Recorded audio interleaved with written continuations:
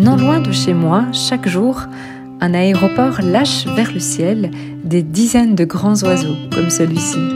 Un jour, en observant l'un d'eux dans son envol, je me suis surprise à admirer la merveilleuse cohérence, harmonisant tous les aspects de sa construction. Tout ce qui compose cet avion a été savamment dessiné, pensé, soigneusement assemblé, tout cela autour d'un seul but, atteindre le ciel. Depuis le dessin de ses ailes jusqu'au choix de ses matériaux, leur poids, leur mouvement, leur tension, une fois qu'il s'élève majestueusement vers sa raison d'être, le ciel, tout est si évident. Il est fait pour le ciel.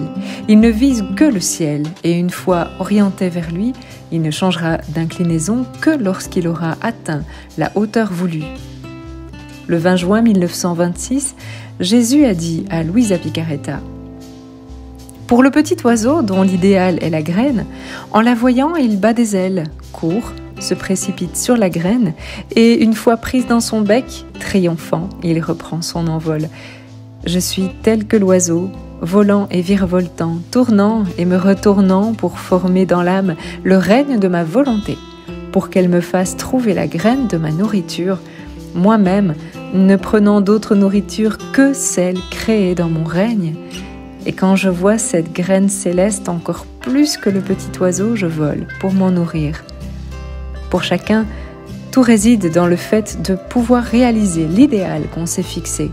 C'est pourquoi, te voyant œuvrer dans le royaume de ma volonté, je vois mon idéal réalisé, ayant le retour de l'œuvre de la création et la rédemption et le triomphe de ma volonté établi en toi. Sois donc attentive, faisant en sorte que la victoire de ton Jésus soit en toi en permanence. Suite à cela, mon doux Jésus bougea en moi et très tendrement me dit: « Ma fille, dis-moi, quel est ton idéal, ton objectif ?» Luisa lui répond: « Jésus, mon amour, mon idéal est d'accomplir ta volonté et mon but de faire en sorte qu'aucune pensée, parole, battement et œuvre ne sortent du règne de ta suprême volonté, mais qu'ils soient conçus, nourris, grandis, formant leur vie et s'il le faut, leur mort en elle. Je sais que dans ta volonté, les actes ne meurent pas. Une fois nés, ils vivent éternellement. C'est donc au règne de ta volonté dans mon âme auquel j'aspire, étant mon idéal, mon premier et dernier objectif. » Tel fut le programme de Luisa Picaretta. Et moi qui aspire à vivre dans la divine volonté, est-ce que je change parfois d'orientation en cours de route ? Qu'est-ce qui, au quotidien, me retient encore au niveau du sol formé par ma volonté propre ? Par quelle attache suis-je encore prisonnière de moi-même, de ma volonté propre ? Reste-t-il des zones de ma vie où le Seigneur n'est pas invité ? Quelle que soit ma réponse, je garde la paix et j'offre cela au Seigneur, sûr qu'il m'aidera dans ce travail de détachement. Car Jésus dit encore: tout comme l'oiseau doit battre des ailes pour prendre son envol, ainsi doit faire l'âme pour venir vers moi. Dans ses élans, elle doit battre des ailes de son humilité.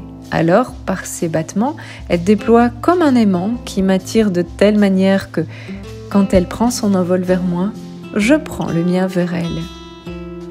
Aussi, soyons sûrs que Jésus va lui-même, avec notre maman du ciel, notre bonne mère, passer un coup de balai dans nos âmes. Ils feront le ménage et peu à peu, je verrai mes attaches se rompre une par une pour accéder petit à petit vers les hauteurs auxquelles Dieu m'attend. Ayons foi.